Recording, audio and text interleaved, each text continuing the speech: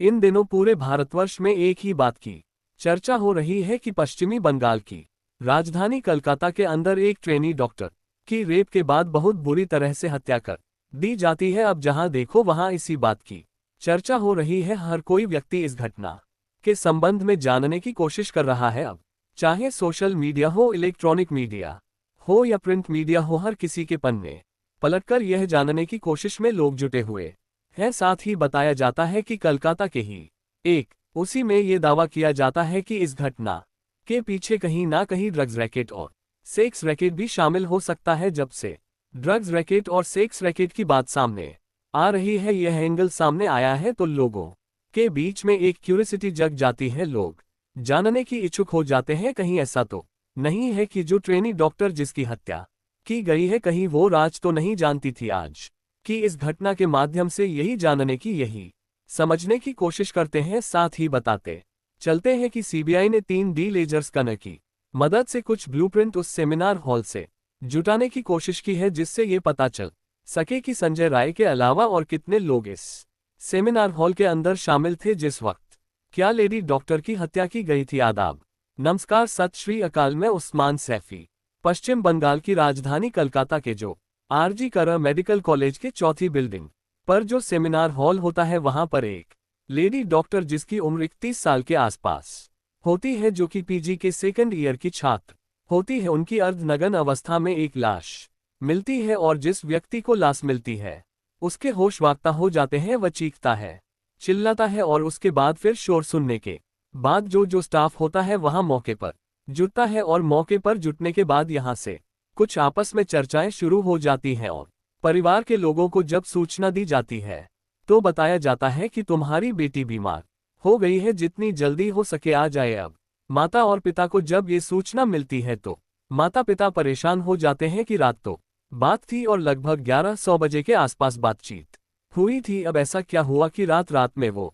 इतनी बीमार हो गई कि उसकी ज्यादा तबीयत खराब हो गई और हमें इमरजेंसी बुलाना पड़ रहा है। वो बार बार फोन करते हैं, जब बार बार फोन करते हैं पूछते हैं कि आखिरकार क्या बात है, तो कई बार फोन करने के बाद आखिरकार फोन उठता है तो पता चलता है कि आपकी बेटी ने अपनी जीवन लीला समाप्त कर लिया है, यानी कि उन्होंने अपनी मौत को गले लगा लिया है। अब घर वाले और ज्यादा परेशान हो जाते हैं। माता पिता जब सीधा हॉस्पिटल जाते हैं, हॉस्पिटल जाने के बाद अपनी बेटी से मिलने की कोशिश कर रहे थे, लेकिन जो डॉक्टरों का स्टाफ होता है या फिर इस मेडिकल कॉलेज का जो स्टाफ होता है, तो बताया जाता है कि उन्होंने माता और पिता को अपनी ही बेटी से लगभग 3 घंटे तक मिलने ही नहीं दिया, इंतजार कराया। और इंतजार के बदले जब घर वाले परेशान हो जाते हैं, तो परेशान होने के बाद वह आखिरकार ये जानने की कोशिश कर रहे थे क्या है, लेकिन जब अपनी ही बेटी को अर्धनग्न अवस्था में और खून से लथपथ देखते हैं तो वह बहुत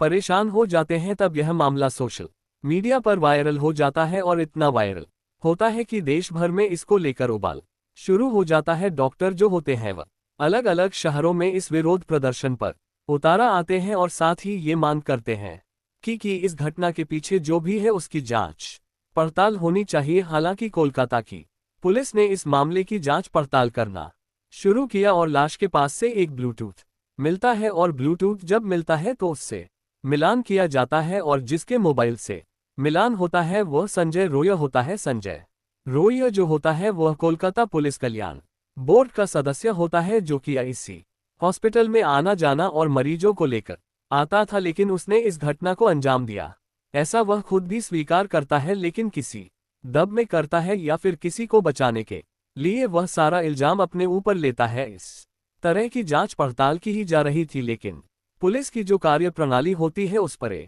कई तरह के सवाल खड़े हो जाते हैं कि पुलिस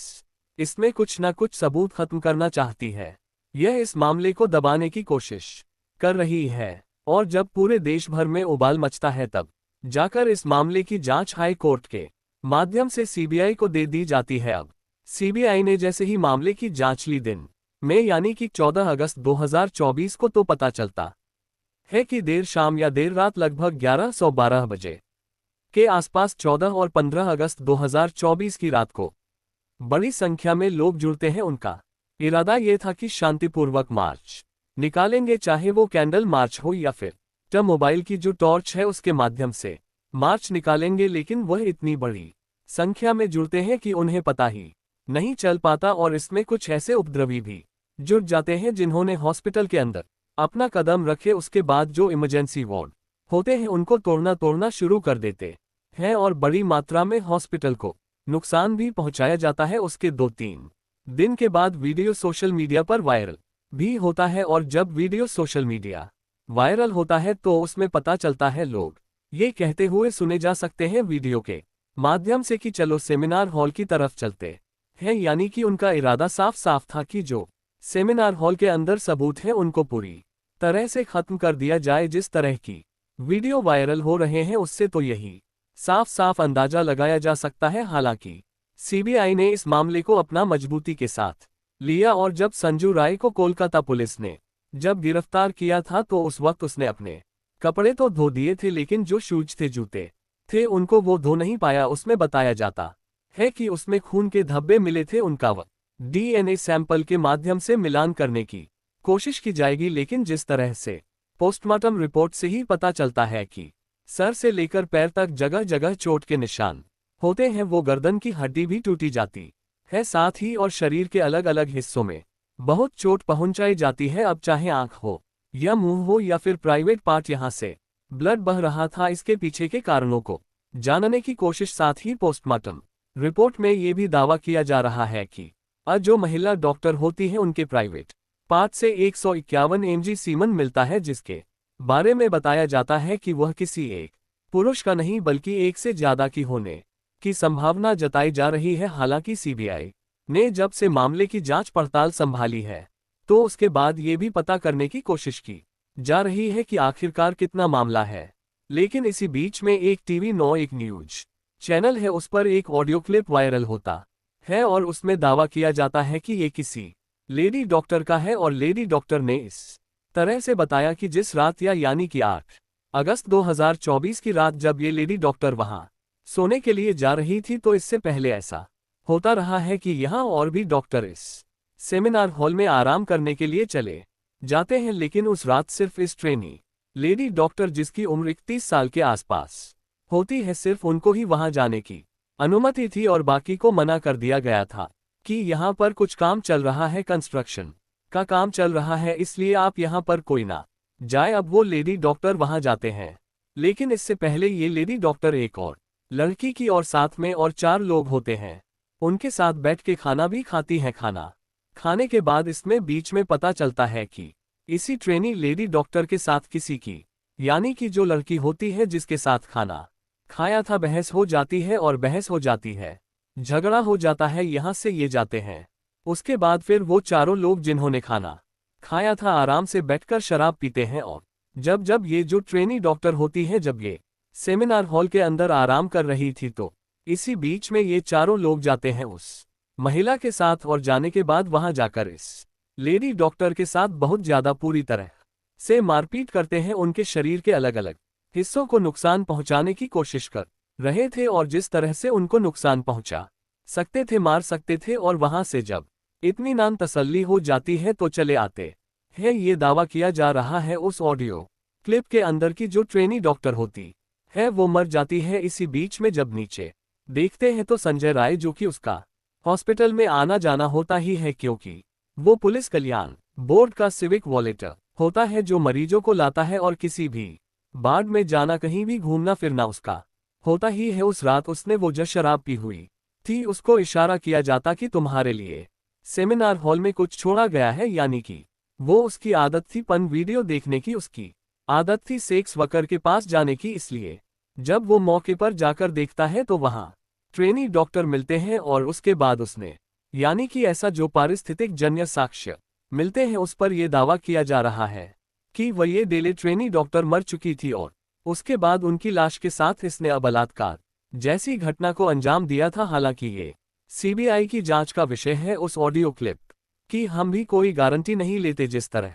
जैसे टीवी 9 ने साफ साफ इनकार कर दिया कि ऐसा कोई ऑडियो क्लिप ये सही है या नहीं है। लेकिन एक बात है जिससे फौरन से टीम ये आराम से आसानी से पता कर सकती है, ये जो दावा किया जा रहा है कि ये किसी ट्रेनी डॉक्टर का ही है, और जितने भी ट्रेनी डॉक्टर इस आरजी करम मेडिकल कॉलेज से जुड़े हुए हैं सबकी वॉइस का सैंपल लेके टेस्ट किया जा सकता है कि कहीं ऐसा तो नहीं है कि जांच को भ्रमित करने के लिए इस तरह की ऑडियो क्लिप बनाकर वायरल कर दी गई है जो अलग अलग सोशल मीडिया पर वायरल हो रही है, या फिर सचमुच ऐसा है, और ऐसा है तो इस प्रकरण की जांच होनी चाहिए। वो 4 लोग कौन थे और उनके साथ वो महिला कौन थी, इन सब का पता करना चाहिए। हालांकि सीबीआई इस मामले की पूरी ईमानदारी से जांच पड़ताल में जुटी ही है। साथ ही एक और मामला होता है जो लगातार जिस तरह से व्हाट्सएप 2 या 23 साल पुराना मामला बताया जाता है। 25 अगस्त 2001 का बात की बात है। 4th ईयर का एक स्टूडेंट होता है जिसका नाम सुमित्र विश्वास होता है, पर बताया जाता है कि उस व्यक्ति ने इस डॉक्टर ने अपनी जीवन लीला समाप्त कर ली थी, और इस मामले में पुलिस शायद उतनी ईमानदारी से जांच पड़ताल नहीं कर रही थी जितनी ईमानदारी से पुलिस को जांच पड़ताल करनी थी। इसलिए परिवार के लोग हाई कोर्ट की शरण में जाते हैं और हाई कोर्ट द्वारा ये आदेश कर दिया जाता है कि इस मामले की जांच सीआईडी करेगी। सीआईडी ने इस मामले की जांच तो पूरी की, लेकिन प्रगति रिपोर्ट उसकी शून्य थी, यानी कि ज्यादा कुछ सफलता मिल नहीं पाती है। लेकिन जो इस मृतक होता है डॉक्टर, उसकी मां ये दावा करती है कि मेरे बेटे को फोन रिंग जो एक रैकेट वो जिम्मेदार है। दरअसल इसमें बताया उनका दावा ये था, ऐसा मीडिया रिपोर्ट में आ रहा है कि यहाँ पर चाहे वह अलग अलग क्लासरूम हो या अलग अलग जगह हो या हॉस्टल के रूम हो, वहाँ पर यह कुछ सेक्स वर्कर को वहाँ बुलाना, उनके बुलाने के बाद उनके साथ वीडियो शूट करना, एक तरह से पोर्नोग्राफी, एक वीडियो बनाना, इस तरह से इनका एक रैकेट है, धंधा है, और जिसमें ड्रग्स के लोग भी इसमें शामिल होते हैं। इसमें बताया जाता है कि जो डॉक्टर होते हैं उनके चेहरे को उनका चेहरा लेकर किसी भी वीडियो के साथ मर्ज कर दिया जाता है जिसमें पुरुष होता है या महिला होती है। जैसे किसी सेक्स वर्कर को लेकर आते हैं तो उसमें डॉक्टर के चेहरा उसमें मर्ज कर दिया जाता है। हालांकि इस तरह की वीडियो कभी सामने तो आई नहीं, लेकिन जिस तरह से मीडिया में इस तरह का दावा किया जा रहा है कि इस कॉलेज के अंदर इस तरह की बातें भी होती थी, कि चाहे वो सेक्स वर्कर को बुलाकर उनके साथ वीडियोग्राफी कराना, और यह भी दावा किया जा रहा है कि जिस तरह से लास्ट यानी कि शब्द लाए जाते थे और डॉक्टर को उन शब्दों से पढ़ाया जाता है, तो उसमें यह बताया जाता है, दावा किया जा रहा है कि जिस तरह से कई बार सेक्स वर्कर नहीं मिल पाती थी, तो ऐसी स्थिति में सिर्फ उस लाश के साथ ही वो घिनौना और गंदा कृत्य किया जाता था, और साथ ही जब उसके एडिटिंग करने का वक्त आया करता था तो एडिटिंग के दौरान ही उस लाश के जो चेहरे पर किसी अच्छे खूबसूरत मॉडल का चेहरा मर्ज कर दिया, और मर्ज करने के बाद उसको बाजार में आराम से उस वीडियो को बेच दिया। अब कितनी सच है बात, कितनी झूठ है ये तो खैर सीबीआई इस मामले की जांच पड़ताल में जुटी हुई है, इसके बाद ही पता चल सकता है। लेकिन जो 23 साल पुराना जो मैटर है सुमित्र विश्वास का, उस मामले में भी यह दावा किया जाता है कि उन्हें भी कुछ ऐसी जानकारियां, कुछ ऐसे राज मालूम हो गए थे जिसकी वजह से जिसको जीवन लीला समाप्त करने की बात कही जाती है उनकी वाकई हत्या की जाती है। लेकिन सीआईडी जब इस मामले की जांच पड़ताल करती है तो कुछ उसे ऐसे सबूत नहीं मिलते। हालांकि पुलिस ने अलग अलग पुलिस नहीं बल्कि सीबीआई इस मामले में अलग अलग एंगल से जांच पड़ताल करेगी, और कितने राज दफन है इस आरजी करा मेडिकल कॉलेज की बुनियाद में उन्हर के राजों को खुलवाने की कोशिश करेगी। इसके लिए जैसे मैंने आपको शुरू में बताया था कि 3D लेजर स्कैनर की मदद से ब्लूप्रिंट तैयार किए जा रहे हैं। उस सेमिनार हॉल के अंदर 8 और 9 अगस्त 2024 की रात को कितने लोग शामिल थे, कितने नहीं थे, उनके बारे में पता करने की कोशिश की जा रही है कि संजू रॉय के अलावा और कितने लोग शामिल थे, यह उस 3D लेजर स्क्रीनर से पता चल ही जाएगा। साथ ही जो 14 अगस्त की रात को जिस तरह से बवाल मचता है, बड़ी संख्या में भीड़ आती है और अंदर हमला करना शुरू कर देती है। अब तक फोटो के माध्यम से लगभग 25 लोगों की पहचान कर ली गई है, उनको गिरफ्तार कर लिया गया। साथ ही जो पूर्व प्रिंसिपल जिसने ये नैतिकता से जिम्मेदारी लेते हुए कि मैं मेरी बेटी की तरह थी ट्रेनिंग डॉक्टर और मैं अपने पद से इस्तीफा देता हूं, और उसको ठीक 12 घंटे के अंदर अंदर राज्य सरकार फिर से किसी दूसरे मेडिकल कॉलेज का प्रिंसिपल नियुक्त कर देती है, और हाई कोर्ट इस बात पर आपत्ति दर्ज करता है और विरोध करता है, कहता है कि या तो इनको तुम छुट्टी पर भेज दो, नहीं तो फिर हमें यह आदेश करना पड़ेगा, हम छुट्टी भेज देंगे। सीबीआई ने उनको भी गिरफ्तार किया, और गिरफ्तार करने के बाद उनसे भी जांच पड़ताल की, और यही नहीं, उस रात में जब ट्रेनिंग डॉक्टर की हत्या की जाती है तो 4 और डॉक्टर बताए जाते हैं। उन चारों से भी पूछताछ की जा रही है कि आखिरकार क्या मामला है। सीबीआई इस मामले में कितने दिन लेगी, कितने दिन नहीं लेगी, ये तो खैर भविष्य के गर्भ में छिपा है। लेकिन हर कोई व्यक्ति यह जानना चाहता है कि आखिरकार ट्रेनी डॉक्टर के साथ उस रात हुआ क्या था, कितने लोगों ने उनके साथ गलत काम किया है और किस तरह से उनकी हत्या की जाती है। जो अपराधी पकड़ा गया है वो उसमें कितना किस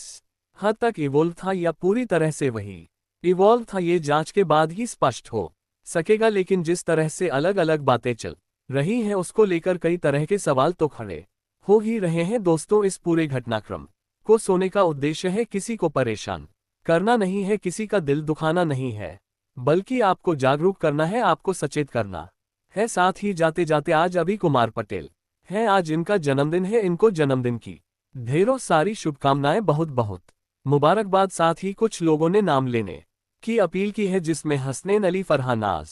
सैफ खान, कपिल कुमार, अफरोज अंसारी, सरवर आलम खान, पीयूष कुमार, ददन सिंह, गोपाल कृष्ण पटेल, बबलू कुमार, फैजान अहमद, मुजाहिद आलम, मोहम्मद नौशाद, चंदन चौहान, वीर आर्य, दिलीप पटेल, रिजवान अंसारी, भंवर लाल, मोहम्मद वजू, यूसुफ खान, डॉक्टर अजय कुमार, इरफान अली, शावेज खान। आप सब लोग अपना ख्याल रखें, सुरक्षित रहे। जय हिंद, जय भारत।